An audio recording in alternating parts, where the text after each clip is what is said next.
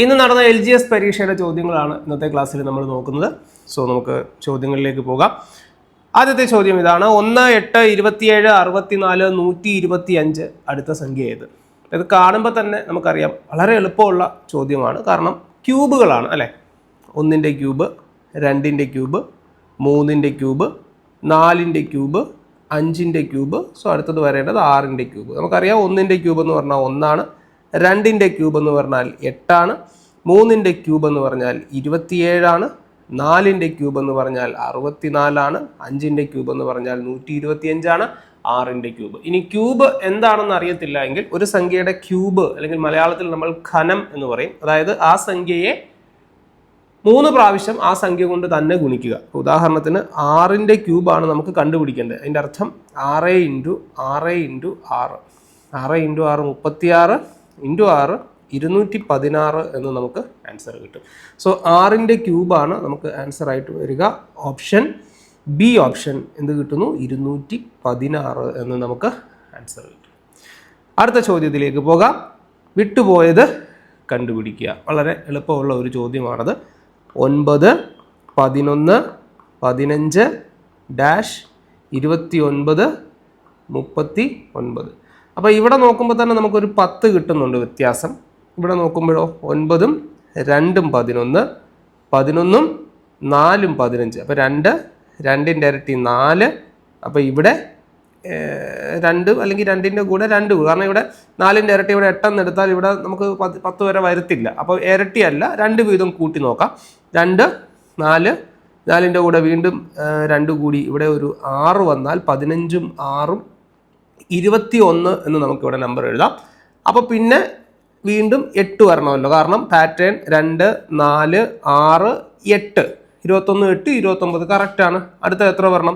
2, 4, 6, 8. അടുത്തത് വരേണ്ടത് 10 ആണ്. 29ൻ്റെ കൂടെ 10 കൂടുമ്പോൾ 39 കിട്ടുന്നുണ്ട്. അപ്പോൾ ആൻസർ ഇവിടെ വരേണ്ട ആൻസർ എത്രയാണ്? 21 എന്നുള്ളതാണ്. സോ ഓപ്ഷൻ ഡി ഓപ്ഷൻ 21 എന്ന് നമുക്ക് കിട്ടും. അടുത്ത ചോദ്യം നോക്കാം. I 828, ആം 639 എങ്കിൽ ഇയർ എത്ര എന്നാണ് ചോദ്യം. അപ്പോൾ ഇവിടെ ഇ എന്ന് പറഞ്ഞാൽ 8 ആണ്, വൈ എന്ന് പറഞ്ഞാൽ 2 ആണ്, ഇ എന്ന് പറഞ്ഞാൽ 8. അപ്പോൾ ഇവിടെ ഇയുടെ കോഡ് 8 ആണെന്നും വൈയുടെ കോഡ് 2 ആണെന്നും നമുക്ക് കിട്ടി. ഇയുടെ കോഡ് 8 ആണ്, വൈയുടെ കോഡ് 2 ആണ്. അതുപോലെ എയുടെ കോഡ് എത്രയാണ്? 6. ഓരോ ലെറ്ററിനും ഓരോ കോഡും കൊടുത്തേക്കാണ്. എയുടെ കോഡ് 6 ആണ്. അതുപോലെ 6ൻ്റെ കോഡ് 3 ആണ്, എമ്മിൻ്റെ കോഡ് 9 ആണ്. നമുക്ക് ഇവിടുന്ന് വേണ്ടത് എന്താണ്? ഇയർ ആണ് വേണ്ടത്. EAR. അപ്പം ഇയുടെ കോഡ് 8, എയുടെ കോഡ് 6, 6ൻ്റെ കോഡ് 3. സോ 8, 6, 3. ഇതുപോലെ എല്ലാ കോഡും എടുത്ത് എഴുതണമെന്നൊന്നുമില്ല. ഇയുടെ കോഡ് ഇവിടുന്ന് നമുക്ക് കിട്ടി 8, എയുടെ കോഡ് ഇവിടുന്ന് കിട്ടി 6, 6ൻ്റെ കോഡ് ഇവിടുന്ന് കിട്ടി 3. അപ്പോൾ 8, 6, 3 അങ്ങനെ വരുന്ന ഓപ്ഷൻ ഉണ്ടോ എന്നൊന്ന് നോക്കിയാൽ മതി. 8, 6, 3 എന്ന് വരുന്ന ഓപ്ഷൻ ഉണ്ടോ? ഉണ്ട്. Option C. ഓപ്ഷൻ സി ആണ് ആൻസർ ആയിട്ട് വരിക. സോ ആൻസർ എത്ര കിട്ടി? Option C. സോ അടുത്ത ചോദ്യം നോക്കാം. ബാബു എ എന്ന സ്ഥലത്ത് നിന്നും യാത്ര പുറപ്പെട്ട് 6 കിലോമീറ്റർ കിഴക്കോട്ട് സഞ്ചരിച്ച് ബിയിലെത്തി. ബിയിൽ നിന്നും വീണ്ടും ഇടത്തോട്ട് തിരിഞ്ഞ് 3 കിലോമീറ്റർ സഞ്ചരിച്ച് സിയിലെത്തി. സിയിൽ നിന്നും വീണ്ടും ഇടത്തോട്ട് 6 കിലോമീറ്റർ സഞ്ചരിച്ച് ഡിയിലെത്തി. എയിൽ നിന്നും എത്ര കിലോമീറ്റർ അകലെയാണ് ബാബു ഇപ്പോൾ നിൽക്കുന്നത്? അപ്പം നമുക്ക് ഒരു റഫ് ഫിഗർ വരച്ച് നോക്കി പെട്ടെന്നത് ചെയ്യാം. ആദ്യം നമുക്ക് ഡയറക്ഷൻസ് ഒന്ന് മാർക്ക് ചെയ്യണം. ഡയറക്ഷൻസ് എന്ന് പറയുമ്പം മുകളിൽ എപ്പോഴും നിങ്ങൾ നോർത്ത് മാർക്ക് ചെയ്യുക, അതിന് നേരെ ഓപ്പോസിറ്റ് സൗത്ത് ആണ്. പിന്നെ വി നമ്മൾ എന്ന് ഓർക്കുക, WE വെസ്റ്റ്, ഈസ്റ്റ്. ഇനി മലയാളത്തിൽ എഴുതുകയാണെങ്കിൽ സൗത്ത് എന്ന് പറയുമ്പോൾ നമുക്ക് തെക്ക്, ഇത് വടക്ക്, വെസ്റ്റ് പടിഞ്ഞാറ്, ഈസ്റ്റ് കിഴക്ക്. അപ്പോൾ നമ്മൾ ഡയറക്ഷൻസ് മാർക്ക് ചെയ്തു. ഇനി നമുക്ക് ബാബുവിൻ്റെ പോക്ക് നോക്കാം എങ്ങോട്ടാണെന്ന്. ആദ്യം ബാബു എ എന്ന പോയിന്റിൽ നിന്ന് സ്റ്റാർട്ട് ചെയ്തു. ബാബു എ എന്ന സ്ഥലത്ത് നിന്ന് യാത്ര പുറപ്പെട്ട് 6 കിലോമീറ്റർ കിഴക്കെന്ന് പറയുമ്പം ഇങ്ങോട്ടാണ്, കിഴക്കോട്ട് സഞ്ചരിച്ചു. അപ്പോൾ ഇതാണ് 6 കിലോമീറ്റർ. അവിടെ നിന്നും വീണ്ടും സഞ്ചരിച്ച് ബിയിലെത്തി. ഓക്കെ, സോ ഈ പോയിൻ്റാണ് ബി എന്ന് പറയുന്നത് ഈ ഒരു പോയിൻ്റാണ്. ബിയിലെത്തി, ബിയിൽ നിന്നും വീണ്ടും ഇടത്തോട്ട് തിരിഞ്ഞ് 3 കിലോമീറ്റർ. അപ്പോൾ ഇങ്ങോട്ട് നിൽക്കുകയാണ് ബാബു, ഇപ്പോൾ അങ്ങോട്ട് നോക്കി നിൽക്കുകയാണ്. അപ്പോൾ ഞാനിങ്ങനെ കൈ കാണിക്കുമ്പോൾ നിങ്ങൾക്ക് മനസ്സിലായി, ഈ ആരോമാർക്ക് നോക്കി അങ്ങോട്ട് നോക്കി നിൽക്കുകയാണ്. അപ്പോൾ ഇത് ഈ ബാബുവിൻ്റെ ലെഫ്റ്റും ഇത് ബാബുവിൻ്റെ റൈറ്റും ആയിരിക്കും. ബിക്കോസ് ബാബു അങ്ങോട്ട് നോക്കി നിൽക്കുകയാണ്. അപ്പോൾ ഇത് ലെഫ്റ്റും ഇത് റൈറ്റും ആയിരിക്കും. ഇനി എന്താ പറഞ്ഞിരിക്കുന്നത്, ബാബു എങ്ങോട്ട് പോയി എന്നാണ് പറഞ്ഞിരിക്കുന്നത്, ലെഫ്റ്റിലേക്ക് പോയി. എത്ര മീറ്റർ സഞ്ചരിച്ച് ലെഫ്റ്റിലേക്ക് പോയി? ബിയിൽ നിന്നും വീണ്ടും ഇടത്തോട്ട് തിരിഞ്ഞ് 3 കിലോമീറ്റർ സഞ്ചരിച്ചു. അപ്പോൾ ഇതാണ് ആ 3 കിലോമീറ്റർ എന്ന് നോക്കുക. അവിടെ നിന്ന് അപ്പോൾ ഇപ്പം ബാബുവിൻ്റെ ലെഫ്റ്റും റൈറ്റും ഏതാണ്? ഇത് ബാബുവിൻ്റെ ലെഫ്റ്റ്, ഇത് ബാബുവിൻ്റെ റൈറ്റ്. ഇപ്പോൾ ബാബു അങ്ങോട്ട് നോക്കി നിൽക്കുകയാണ്. അപ്പോൾ ബാബുവിൻ്റെ ലെഫ്റ്റും ബാബുവിൻ്റെ റൈറ്റും. വീണ്ടും ഇടത്തോട്ട് തിരിഞ്ഞ് 3 കിലോമീറ്റർ സഞ്ചരിച്ച് സിയിലെത്തി. അപ്പോൾ ഈ ഒരു പോയിൻ്റാണ് നമുക്ക് സി എന്ന് മാർക്ക് ചെയ്യാം. ഈ ഒരു പോയിന്റ് സി. അവിടെ നിന്ന് സിയിൽ നിന്നും വീണ്ടും ഇടത്തോട്ട് 6 കിലോമീറ്റർ സഞ്ചരിച്ചു. അപ്പോൾ സിയിൽ നിന്ന് വീണ്ടും ഇടത്തോട്ടെന്ന് പറയുമ്പോൾ ഇങ്ങോട്ടായിരിക്കും ബാബു പോവുക. അങ്ങനെ അവിടെ നിന്ന് ബാബു ഒരു 6 കിലോമീറ്റർ. അപ്പോൾ ഈ ഒരു ഡിസ്റ്റൻസ് 6 കിലോമീറ്റർ ആണല്ലോ. അപ്പോൾ അതേ ഡിസ്റ്റൻസ് തന്നെ സഞ്ചരിച്ചു. ചോദ്യം എന്താണ്, എയിൽ നിന്നും എത്ര കിലോമീറ്റർ അകലെയാണ് ബാബു? അപ്പോൾ നമ്മൾ വിചാരിക്കും 6ഉം 3ഉം 9ഉം 6ഉം 15 അല്ല. കാരണം എ എന്ന പോയിന്റ് ഇതാണ് എ എന്ന് പറയുന്ന പോയിന്റ്. ഇപ്പോൾ ബാബു നിൽക്കുന്നത് ഈ ഒരു പോയിന്റിലാണ്. സോ ഇത് തമ്മിലുള്ള അകലമാണ്. ഈ അകലം എന്ന് പറയുമ്പോൾ ഇതിന് തുല്യമല്ലേ? ഇതെന്ന് പറയുന്നത് 3 അല്ലേ? അപ്പം ഇതും എത്ര തന്നെയായിരിക്കും? 3 തന്നെയായിരിക്കും. സോ ആൻസർ എത്രയാണ്? Option B 3 kilometre. Option B 3 kilometre അല്ല, കിലോമീറ്റർ ആണ് എല്ലാം. ഓക്കെ, ഞാനെല്ലാം മീറ്റർ എന്നാണ് പറഞ്ഞത്. അത് സാരമില്ല, എല്ലാം ഒരു യൂണിറ്റിലാക്കിയാൽ മതി. അപ്പോൾ 3 കിലോമീറ്റർ. ഓക്കെ, ആൻസർ കിട്ടി. നമുക്ക് അടുത്ത ചോദ്യത്തിലേക്ക് പോകാം.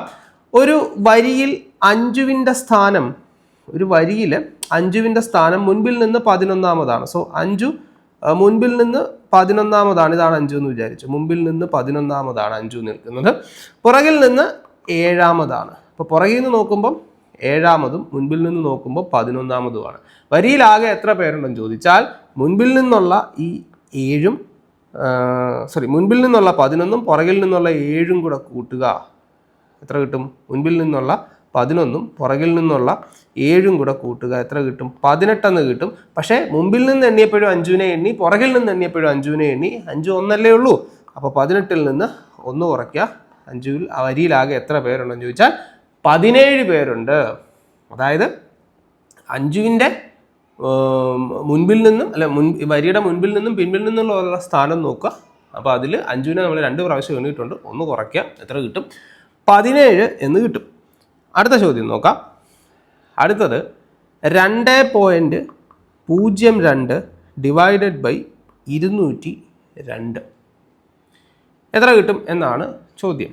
അപ്പോൾ നമുക്ക് ഈ പോയിന്റ് കളഞ്ഞൊക്കെ വേണമെങ്കിൽ ചെയ്യാം, അതിൻ്റെ ആവശ്യമൊന്നുമില്ല. ഇവിടെ 2 ഒരേ പോയിന്റ് അങ്ങ് മാറ്റിക്കഴിഞ്ഞാൽ 2 202 രണ്ടും 202.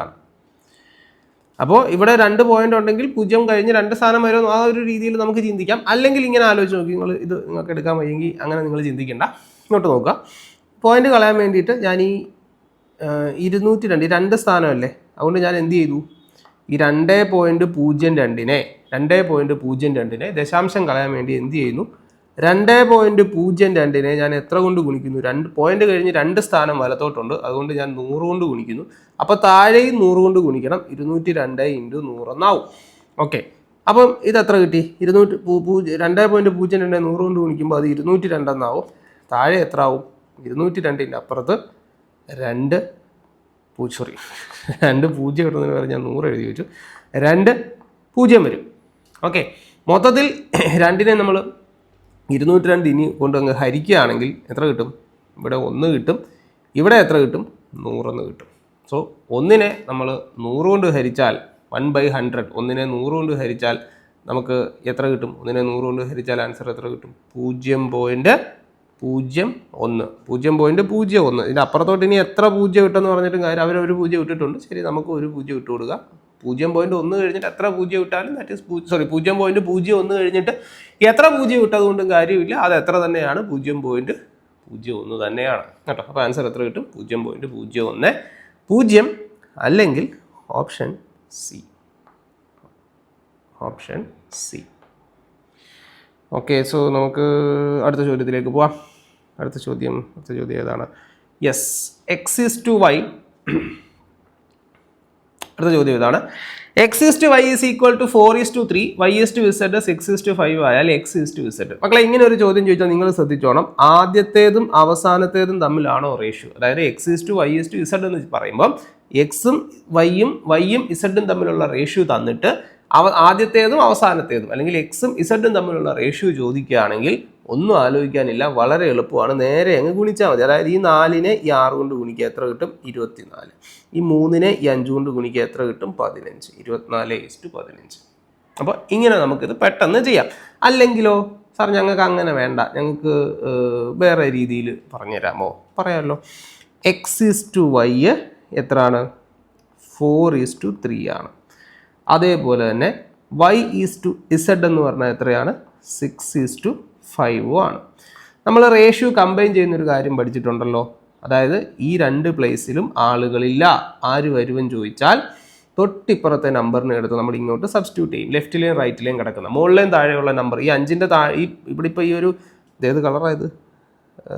പിങ്കോ ഓറഞ്ച്? ഈ ഓറഞ്ച് കളറിൻ്റെ, ഞാൻ കളർ ബ്ലൈൻഡ് ആണ്, അങ്ങനെയല്ല, എനിക്ക് കളർ പറയുമ്പോൾ തെറ്റിപ്പോവും കേട്ടോ. അപ്പോൾ എന്താണ്, ഈ ഓറഞ്ച് കളറിനകത്തിൽ ഈ ഓറഞ്ച് സർക്കിളിനകത്തിൽ എന്ത് വരുമെന്ന് ചോദിച്ചാൽ അതിന് തൊട്ട് ലെഫ്റ്റിലോ റൈറ്റിലോ കിടക്കുന്ന നമ്പർ എടുക്കാവൂ, അല്ലാതെ നിങ്ങൾ മുകളിലും താഴെയും കിടക്കുന്ന നമ്പർ എടുക്കരുത്. അപ്പോൾ ഇവിടെ ഒരിക്കലും 5 എടുത്ത് ഇങ്ങോട്ട് എഴുതരുത്, ലെഫ്റ്റിൽ കിടക്കുന്ന ഈ 3 എടുത്ത് ഇവിടെ എഴുതണം.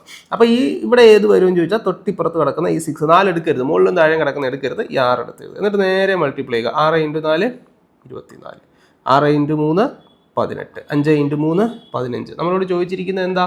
എക്സും വൈയും തമ്മിലുള്ള റേഷ്യോ അല്ലേ? സോ 24:15, 24:15 എന്ന് നമുക്ക് കിട്ടും. അല്ലെങ്കിൽ വേറൊരു രീതിയിൽ നമുക്ക് ചെയ്യാം കേട്ടോ. ഇപ്പോൾ നോക്കിക്കോ, x/y എത്രയാണ്? 4:3 ആണ്. 4:3 ആണ്. അതേപോലെ തന്നെ y/z എത്രയാണ്? y/z എത്രയാണെന്ന് ചോദിച്ചാൽ 6:5 ആണ്. 6:5 ആണ്. ഇങ്ങനെ നേരെ അങ്ങ് ഗുണിച്ചാലും മതി കേട്ടോ. 6 × 4 24, 3 × 5 15. ഇങ്ങനെയും നമുക്ക് ചെയ്യാം കേട്ടോ. ഇനി വേണമെങ്കിൽ വേറൊരു വഴിയും കൂടെ ഉണ്ട്, അതുകൂടെ പറഞ്ഞുതരാം. അതായത് ഇവിടെ നോക്കിയേ മക്കളെ, ഇവിടെ x/y എന്ന് പറഞ്ഞാൽ എന്ത് എഴുതാം? നമുക്ക് x/y എന്ന് എഴുതാം. അതേപോലെ y/z എന്ന് പറഞ്ഞാൽ എന്ത് എഴുതാം? നമുക്ക് y/z എന്ന് പറഞ്ഞാൽ അതിനെ അപ്പോൾ നമ്മൾ എങ്ങനെ എഴുതും? y/z എന്ന് പറയുമ്പോൾ y/z എന്ന് എഴുതും. ഓക്കെ, നമ്മൾ ചുമ്മാ ഇതിനെ തമ്മിലൊന്ന് ഗുണിച്ച് നോക്കിക്കേ. അതായത് x/y-യും y/z കൂടെ ഗുണിച്ച് നോക്കിക്കേ. ഇതാ ഈ വൈയും അങ്ങ് ക്യാൻസലായി പോയിട്ട് x/z അല്ലേ കിട്ടുക. x/z എന്ന് പറഞ്ഞാൽ എന്താ മക്കളെ? x/z അല്ലേ? അതെ. എന്ന് പറഞ്ഞാൽ ഇങ്ങനെ ഒരു റേഷ്യോ തന്നു കഴിഞ്ഞാൽ നിങ്ങൾ ഇതിനെ നേരെ എടുത്തിട്ട് അങ്ങ് ഗുണിച്ചാൽ മതി. അതായത് x/y 4:3 എന്ന് പറയുമ്പോൾ അപ്പോൾ നമുക്ക് എങ്ങനെ എഴുതാം? 4/3. y/z 6:5 എന്ന് പറയുമ്പോൾ നമുക്ക് എങ്ങനെ എഴുതാം? 6/5. നേരെ അങ്ങ് ഗുണിച്ചാൽ മതി അല്ലേ? നേരെ നമ്മൾ 4:3 എന്ന് പറയുമ്പോൾ 4/3, 6:5 എന്ന് പറയുമ്പോൾ 6/5 നേരെ ഗുണിക്കുന്നു അല്ലേ? അപ്പോൾ നമുക്ക് എങ്ങനെ എഴുതാം? 6 × 4 24, 5 × 3 15. വേണമെങ്കിൽ ഇതിനെ ഒന്നുകൂടെ ചെറുതാക്കി എഴുതാം, ഒരു പക്ഷേ ഓപ്ഷനിൽ അങ്ങനെ തന്നിട്ടില്ല.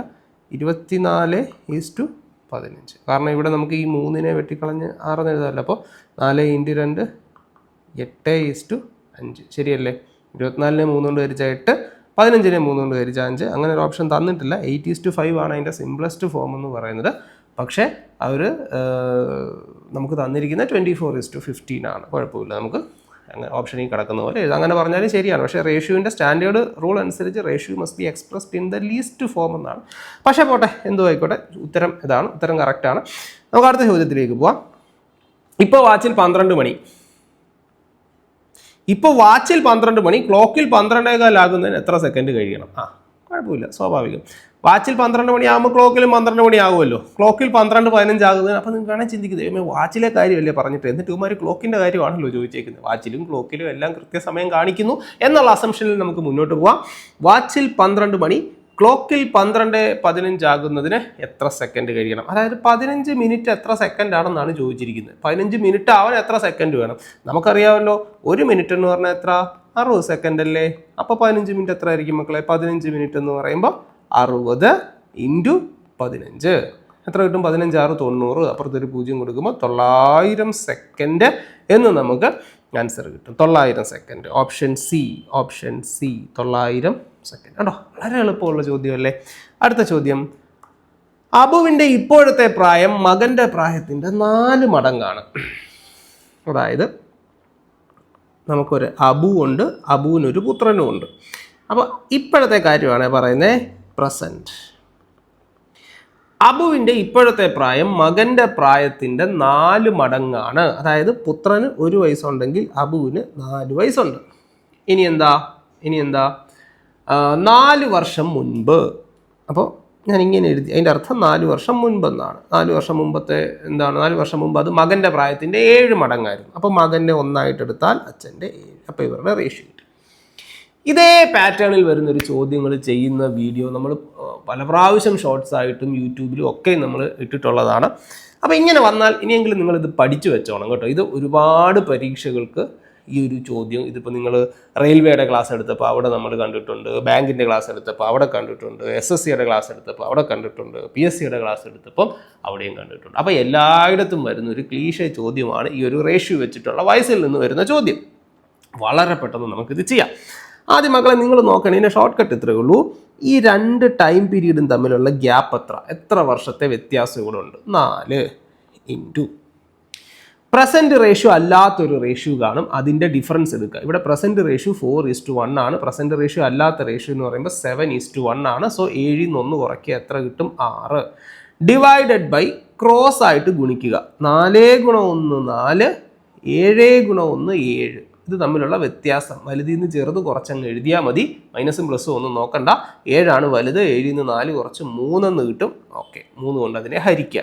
അപ്പോൾ ഈ 3നെ 6 കൂടെ വെട്ടിപ്പോയിട്ട് 2, 4 × 2 8 എന്ന് കിട്ടും. മക്കളെ നോക്കിക്കോ, ഈ 8 എന്ന് പറയുന്നതാണ് നമ്മൾ എക്സ് വെച്ച് ചെയ്യുമ്പോൾ കിട്ടുന്ന സാധനം. അതായത് ഈ കിട്ടിയ 8നെ, നമുക്കിപ്പോൾ ഇവിടെ 8 എന്ന് കിട്ടിയില്ലേ, ഈ കിട്ടിയ 8നെ നിങ്ങൾ നിങ്ങളുടെ പ്രസൻറ്റ് റേഷ്യോയിലിട്ട് ഗുണിച്ചാൽ ഇവന്മാരുടെ വയസ്സ് കിട്ടും. അപ്പോൾ ഇപ്പം ഈ അബു ആൻഡ് ഹിസ് സൺ ഇവരുടെ റേഷ്യോ നമ്മൾ 4:1 എന്നല്ലേ എടുത്തേക്കുന്നത്? അതെ, നമുക്കിവിടെ കിട്ടിയ വാല്യൂ 8 അല്ലേ? ആ 8 കൊണ്ട് ഇതിനെ അങ്ങ് ഗുണിക്കുക. അപ്പോൾ എന്ത് സംഭവിക്കും? 8 × 4 32, 1 × 8 8. അതായത് അബുവിന് 32 വയസ്സും പുത്രന് 8 വയസ്സും എന്ന് നമുക്ക് ആൻസർ കിട്ടും. അബുവിന് 32 വയസ്സും പുത്രന് 8 വയസ്സ്. ഇവിടെ ആരുടെ വയസ്സാണ് ചോദിക്കേണ്ടത്? അബുവിൻ്റെ പ്രായം എത്ര? ഓപ്ഷൻ ബി 32 വയസ്സ്. എത്രയാണ്? 32 വയസ്സ്. അടുത്ത ചോദ്യം നോക്കാം നമുക്ക്. ആഹാ, വളരെ എളുപ്പമുള്ളൊരു ചോദ്യമാണ്. കുറേ നാളായി ഇങ്ങനെയുള്ള ചോദ്യങ്ങൾ കണ്ടിട്ട്. എളുപ്പമാണിത്. നോക്കിക്കേ, ഈ പുറത്തുള്ള സംഖ്യകളെ എന്തോ ചെയ്യുമ്പോൾ ഈ സാധനം അകത്തുള്ള 96 കിട്ടണം. വെറുതെ ഒന്ന് ഗുണിച്ച് നോക്കിക്കേ. 4 × 3 12, 12 × 8 96 കിട്ടി. 6 × 1 6, 6 × 4 24 കിട്ടി. 9 × 8 72. 72നെ എന്ത് ചെയ്താലാണ് 72 കിട്ടുക? 72നെ 1 കൊണ്ട് ഗുണിക്കണം. കാരണം ഇവിടെ 72 തന്നെ കിട്ടണം. ഇത് തമ്മിൽ ഗുണിച്ചപ്പോൾ തന്നെ നമുക്ക് എന്ത് കിട്ടി? 72 കിട്ടി. അപ്പോൾ അത് × 1. വേണമെങ്കിൽ നിങ്ങൾക്ക് ഇങ്ങനെ എഴുതാം, 9 × 8 × x = 72. അപ്പോൾ 72 × x = 72. So x = 72/72 = 1. ഇങ്ങനെയൊക്കെ ചെയ്ത് നാണം കെടാനായിട്ട് നിൽക്കരുത്. സംഖ്യകൾ നമ്മളെ പറ്റി എന്ത് വിചാരിക്കും? അപ്പോൾ അതുകൊണ്ട് ഒരിക്കലും നമ്മൾ അങ്ങനെയൊന്നും ചെയ്യരുത്. വളരെ പെട്ടെന്ന് നമുക്ക് 9 × 8 72, 72 × 1 ആണ് ആൻസർ. സോ ആൻസർ എത്രയാണ്? Option D. Option D. വളരെ പെട്ടെന്ന് നമുക്ക് ആൻസർ മാർക്ക് ചെയ്തിട്ട് അടുത്ത ചോദ്യത്തിലേക്ക് പോവാം.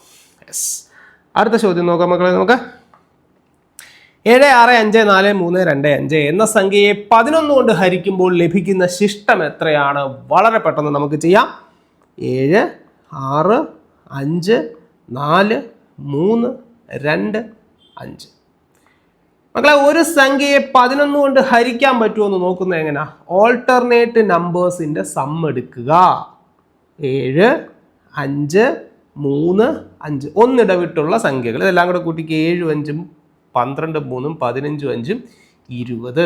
ഇനി വേറെ ഒരു ഓൾട്ടർനേറ്റ് സെറ്റ് നമ്പേഴ്സ് ഉണ്ടല്ലോ ഇവിടെ. ഏതൊക്കെയാ? 6, വേറൊരു കളർ എടുക്കാം, കുറച്ചുകൂടെ ഹൈലൈറ്റ് ചെയ്ത് കാണാം. 6 4 2. 6 4 10 2 12. ഇത് തമ്മിലുള്ള വ്യത്യാസമായിരിക്കും ശിഷ്ടം.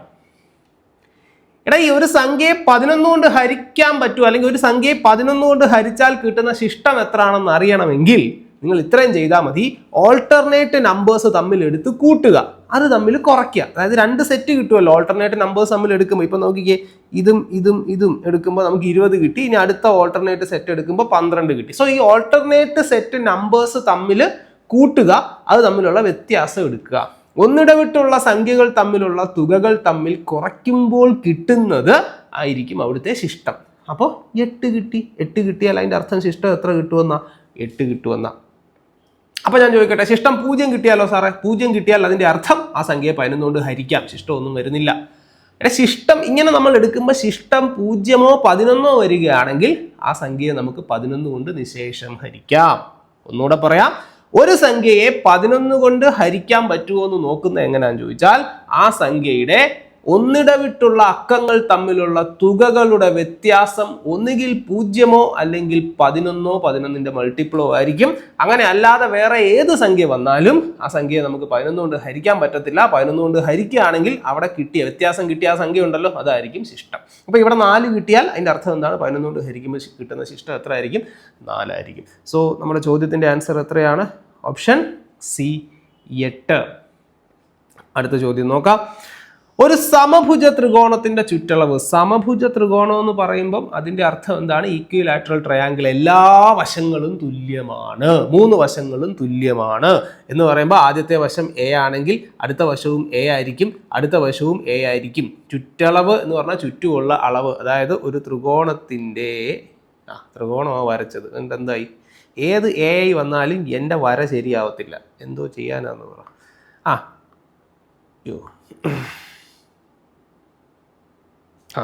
അപ്പൊ ഈ 3 വശങ്ങൾ, ആദ്യത്തെ വശം, രണ്ടാമത്തെ വശം, ഇത് 3ഉം തുല്യമാണ്. അതായത് 3ഉം കൂടെ കൂട്ടുന്നതാണല്ലോ ചുറ്റളവ്. പെരിമീറ്റർ എന്ന് പറയുമ്പോൾ ചുറ്റുമുള്ള അളവ്. അതെ, അതായത് 3a എന്ന് കിട്ടും. അതാണ് പറഞ്ഞിരിക്കുന്നത് 12.9. അപ്പൊ എ എത്ര? അതായത് ഒരു സൈഡ് എത്ര? 12.9നെ 3 കൊണ്ട് ഹരിക്കുക, എത്ര കിട്ടും? 4.3. ഓപ്ഷനിൽ ഉണ്ടോ? ഉണ്ട്. ഏത് option? D option. Option D. കണ്ടോ? അടുത്ത ചോദ്യം. ഒരു സംഖ്യയിൽ നിന്ന് 3 കുറച്ച് വീണ്ടും 1 കുറച്ചു. ആദ്യം ഇവന്മാർ 3 കുറച്ചു, അത് കഴിഞ്ഞിട്ട് വീണ്ടും അതിൻ്റെ കൂടെ ഒന്നുകൂടെ കുറച്ചു. അതായത് ഇത് 2 പ്രാവശ്യം കുറച്ചു. എന്നാൽ പിന്നെ ഒന്നിച്ചാൽ കുറച്ചാൽ പോരെ? അതായത് നമ്മൾ 2 കൂടെ കൂട്ടുക. ആദ്യം ഇവന്മാർ 3/8 കുറച്ചു, വീണ്ടും 1/8 കുറച്ചു. എന്നാൽ പിന്നെ ഇത് ഒന്നിച്ചങ്ങ് കുറച്ചാൽ പോരെ? അതായത് 2 കൂടെ അങ്ങ് കൂട്ടുക, 1/8. അപ്പോൾ എത്ര കിട്ടും? 4/8. കാരണം ഡിനോമിനേറ്റർ സെയിം ആണ്, ഛേദം തുല്യമാണ്. പൊതുവായിട്ട് ആ ഛേദം എഴുതി 3 ഒന്നുകൂടെ കൂട്ടി ഇവിടെ എഴുതി. 4/8 എന്ന് പറഞ്ഞാൽ എന്തുവാ? 1/2. കാരണം എന്താ? 2നെ നമ്മൾ 4 കൊണ്ട് ഹരിച്ചു, 4നെ 4 കൊണ്ട് ഹരിച്ച 1, 8നെ 4 കൊണ്ട് ഹരിച്ച 2. 1/2. 1/2 എന്ന് പറഞ്ഞാൽ എന്തുവാ? അരയല്ലേ കിട്ടിയത്? അതെ. അതായത് ഒരു സംഖ്യയിൽ നിന്ന് അര കുറച്ചപ്പോൾ ഇവന്മാർക്ക് എത്ര കിട്ടി? 5/12 കിട്ടി. ഒരു സംഖ്യയിൽ നിന്ന് അര കുറച്ചപ്പോൾ 5/12 കിട്ടി. ഒരു സംഖ്യയിൽ നിന്ന്, ഞാൻ പറയട്ടെ, എനിക്ക് ഒരു സംഖ്യയിൽ നിന്ന് അര കുറച്ചപ്പോഴാണ് 4 കിട്ടിയത്. അപ്പോൾ സംഖ്യ എത്ര? അര അങ്ങ് കൂട്ടിയാൽ പോരെ, മതി എന്ന് പറയുന്ന പോലെ ഈ 5/12ന്റെ കൂടെ അര കൂട്ടുക, 5/12ന്റെ കൂടെ അര കൂട്ടിയാൽ മതി. അപ്പോൾ അവിടെ ഒരു പ്രശ്നം, ഡിഫറെൻറ്റ് ഡിനോമിനേറ്ററാ. എന്തോ ചെയ്യും? എളുപ്പമാ. കാരണം എന്ത് ചെയ്താൽ മതി? ഇവിടെ ഒരുത്തം 12 ആയിട്ട് കിടപ്പുണ്ട്, അപ്പോൾ ഇവനെ കൂടെ 12 ആക്കണം. എന്ത് ചെയ്താൽ മതി? ഇവിടെ 6 കൊണ്ട് ഗുണിക്കുക, ഇവിടെ 6 കൊണ്ട് ഗുണിക്കുക. അപ്പോൾ നോക്കിക്കേ, 5/12 പ്ലസ് 1നെ 6 കൊണ്ട് ഗുണിച്ചാൽ 6, 2നെ 6 കൊണ്ട് ഗുണിച്ചാൽ 12. ഇപ്പം ശരിയായില്ലേ? ശരിയായി. കോമൺ ഡിനോമിനേറ്റർ എടുത്ത് എഴുതുക. 5ഉം 6ഉം 11. 11/12 ഓപ്ഷനിലുണ്ടോ? ഉണ്ടല്ലോ, ഇതാ കിടക്കുന്നു option A. Option A. So answer എത്ര? Option A. കണ്ടോ? വളരെ പെട്ടെന്ന് നമുക്ക് ചെയ്യാവുന്ന ചോദ്യമാണ്. അടുത്ത ചോദ്യം. ഇതൊക്കെ കാണുമ്പോൾ നിങ്ങൾ ആഹ്ലാദിക്കണം, അല്ലെങ്കിൽ അങ്ങനെയല്ലേ പറയാം, അതെ, പൊട്ടിച്ചിരിക്കണം. കാരണം വളരെ എളുപ്പമുള്ള ചോദ്യമാണ്. 1/4 നിന്ന് 4 കുറച്ചാൽ 1, 1/4 3/4 കൂട്ടിയാൽ 2, 1നെ 2 കൊണ്ട് ഹരിച്ചാൽ 0.5. ഇതാ കിടക്കുന്ന answer. Option B. Option B. അല്ല, ഇതൊന്നും എഴുതി ചെയ്യാനൊന്നും പോകരുത്. 1/4 നിന്ന് 4 കുറച്ചാൽ 1, 1/4 3/4 കൂട്ടിയാൽ 2, 1നെ 2 കൊണ്ട് ഹരിച്ചാൽ അര എന്ന് പറഞ്ഞാൽ 0.5. യെസ്. അടുത്ത ചോദ്യം. ഇതാണ് എനിക്ക് നല്ല ഫ്ലോയിൽ ഇങ്ങനെ പിള്ളേർ ചെയ്തു വരുമായിരുന്നു. അപ്പോൾ വേണ്ടടാ, തുടർച്ചയായ 5 സംഖ്യകളുടെ തുക 510. നടുവിലത്തെ സംഖ്യ എത്ര? നമ്മൾ പല പ്രാവശ്യം പറഞ്ഞിട്ടുള്ളതാണ് മക്കളെ. തുടർച്ചയായ സംഖ്യകളുടെ ശരാശരി എപ്പോഴും നടുക്കത്തെ സംഖ്യയായിരിക്കും. തുടർച്ചയായ 5 സംഖ്യകൾ 1 2 3 4 5 തുടർച്ചയായ 5 സംഖ്യകളുടെ ശരാശരി നടുക്കത്തെ സംഖ്യയായിരിക്കും. ഇവിടെ തുടർച്ചയായ 5 സംഖ്യകളുടെ തുക എത്ര വന്നിട്ടുണ്ട്? 510. 5 സംഖ്യകളുണ്ട്. അപ്പോൾ തുകയെ നമ്മൾ എണ്ണം കൊണ്ട് ഹരിക്കുന്നു. 105 ഡിവൈഡഡ് ബൈ 105 അല്ലല്ലോ 510 ഡിവൈഡഡ് ബൈ 5 എത്ര കിട്ടും നമുക്ക്? 102 എന്ന് കിട്ടും. എവിടെ 102? സോ ആൻസർ എത്രയാണ്? 102 ആണ്. പക്ഷേ ഓപ്ഷനിൽ അതില്ല. സോ ക്വസ്റ്റ്യൻ ഡിലീറ്റ് ചെയ്യും. ഡിലീറ്റഡ് അല്ലേ? എന്ത് ചെയ്യാനാന്ന് പറ. നിസ്സാരമായൊരു ചോദ്യമാണ്, പിള്ളേരുടെ ഒരു മാർക്ക് കൊണ്ട് കളയാനായിട്ട്. അപ്പോൾ 102 ഈ ചോദ്യത്തിന് ഉത്തരം കിട്ടേണ്ടത്. അത് ഓപ്ഷനിലില്ല. ഇനി അത് എന്ത് ചെയ്യുമെന്ന് അറിയത്തില്ല.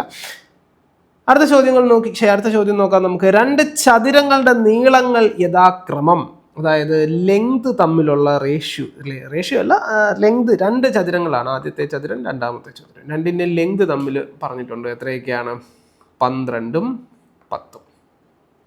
ഇനി രണ്ടിൻ്റെയും ബ്രെഡ്ത്ത് തമ്മിലുള്ള റേഷ്യോയും പറഞ്ഞിട്ടുണ്ട്. എത്രയാണ്? 6ഉം 8ഉം. നമുക്ക് കണ്ടുപിടിക്കേണ്ടത് ഇവരുടെ പരപ്പളവ് അല്ലെങ്കിൽ എന്താണ് മക്കളെ അതിനെ പറയുക? നമ്മൾ ഇംഗ്ലീഷിൽ ഏരിയ എന്ന് പറയും. അതായത് ലെങ്ത് ഇൻറ്റു ബ്രെഡ്ത്ത്. അപ്പം ഇതിൻ്റെ ഏരിയ തമ്മിലുള്ള റേഷ്യോ. അപ്പോൾ ആദ്യത്തേൻ്റെ ഏരിയ എന്ന് പറയുമ്പോൾ എത്ര ആയിരിക്കും? 12 × 6 ആയിരിക്കും. രണ്ടാമത്തേൻ്റെ ഏരിയ എന്ന് പറയുമ്പോൾ എത്ര ആയിരിക്കും? രണ്ടാമത്തേൻ്റെ ഏരിയ 10 × 8 ആയിരിക്കും. 10 × 8 ആയിരിക്കും. സോ ഇതാണ് ഏരിയ തമ്മിലുള്ള റേഷ്യോ. അപ്പോൾ നമ്മൾ ഇതിനെ വേണമെങ്കിൽ നിങ്ങൾക്ക് ഗുണിച്ച് ഒക്കെ എടുത്ത് എഴുതാം, അല്ലെങ്കിൽ നമുക്ക് വെട്ടിക്കളഞ്ഞ് ചെയ്യാം. കാരണം ഇവിടെ നോക്കിക്കേ, 12നെയും ഈ 8നെ നമുക്ക് 4 കൊണ്ട് ഹരിക്കാം. കാരണം 12ൽ 4 എത്ര പ്രാവശ്യമുണ്ട്? 3. 8ൽ 4 എത്ര പ്രാവശ്യമുണ്ട്? 2. ഇനി 6നെയും 10നെയും നമുക്ക് 2 കൊണ്ട് ഹരിക്കാം. ഇവിടെ എത്ര കിട്ടും? 6ൻ്റെ പകുതി എത്ര? 3. 10ൻ്റെ പകുതി എത്ര? 5. പിന്നെ ഇത് തമ്മിൽ ഗുണിക്കുക. 3 × 3 9, 5 × 2 10. സോ ആൻസർ എത്ര കിട്ടി മക്കളെ? 9:10 എന്ന് നമുക്ക് ആൻസർ കിട്ടി. 9:10. 9:10. അടുത്ത ചോദ്യം നോക്കാം. വർഗമൂലം എത്ര? എന്താ ഈ വർഗമൂലം എന്ന് പറഞ്ഞാൽ? Square root. എങ്ങനെയാണ് സ്ക്വയർ റൂട്ട് കണ്ടുപിടിക്കുന്നത്? അതിൻ്റെ ബേസ് ഞാനങ്ങ് പറയാം, എന്നിട്ട് നമുക്ക് ചോദ്യത്തിലേക്ക് പോകാം. സ്ക്വയർ റൂട്ട് എങ്ങനെയാണ് നമ്മൾ കണ്ടുപിടിക്കുന്നത്, അല്ലെങ്കിൽ വർഗമൂലം? ഇപ്പോൾ 36ൻ്റെ വർഗമൂലം കണ്ടുപിടിക്കുകയാണെങ്കിൽ 36നെ നമ്മൾ ഘടകക്രിയ ചെയ്യും. 2 കൊണ്ട് ഹരിക്കുന്നു, എത്ര കിട്ടുന്നു? 18. 2 കൊണ്ട് ഹരിക്കുന്നു, എത്ര കിട്ടുന്നു? 9. 3 കൊണ്ട് ഹരിക്കുന്നു, എത്ര കിട്ടുന്നു? 3. 3 കൊണ്ട് ഹരിക്കുന്നു, എത്ര കിട്ടുന്നു? 1. എന്നിട്ട് നമ്മൾ എഴുതും 36 = 2 × 2 × 3 × 3. ഓക്കെ. എന്നിട്ട് നമ്മൾ എന്ത് ചെയ്യും?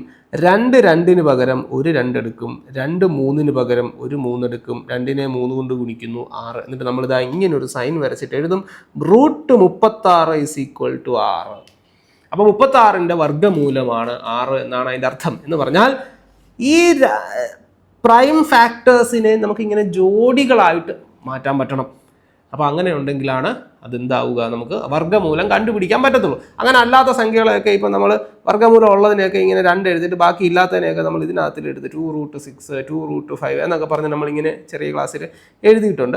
അപ്പം നമുക്കെന്തായാലും ഈ ഒരു ചോദ്യത്തിൻ്റെ ഉത്തരം നോക്കാം. അപ്പോൾ ഇവിടെ നോക്കുമ്പോൾ, ഇവിടെ ഞാൻ നോക്കിയപ്പം 2 എണ്ണം ഉള്ള എത്ര? അതിനെല്ലാം നമുക്ക് ഒരു പെയറാക്കാം. അപ്പോൾ ഞാൻ നോക്കിയപ്പോൾ ദാണ്ട് 2 ഇവിടെ 2 പ്രാവശ്യമുണ്ട്. 5 ഉണ്ടല്ലോ 2 പ്രാവശ്യം. 7 ഉണ്ടല്ലോ.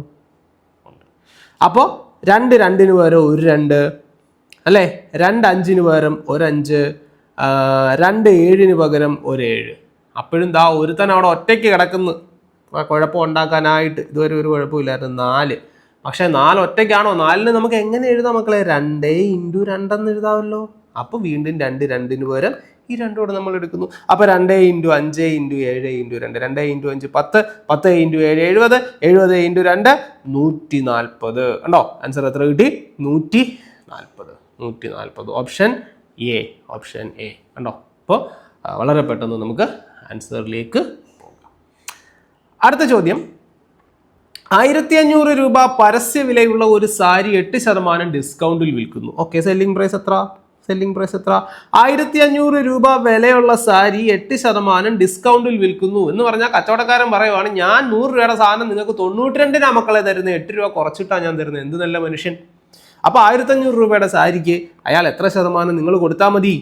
92% കൊടുത്താൽ മതി.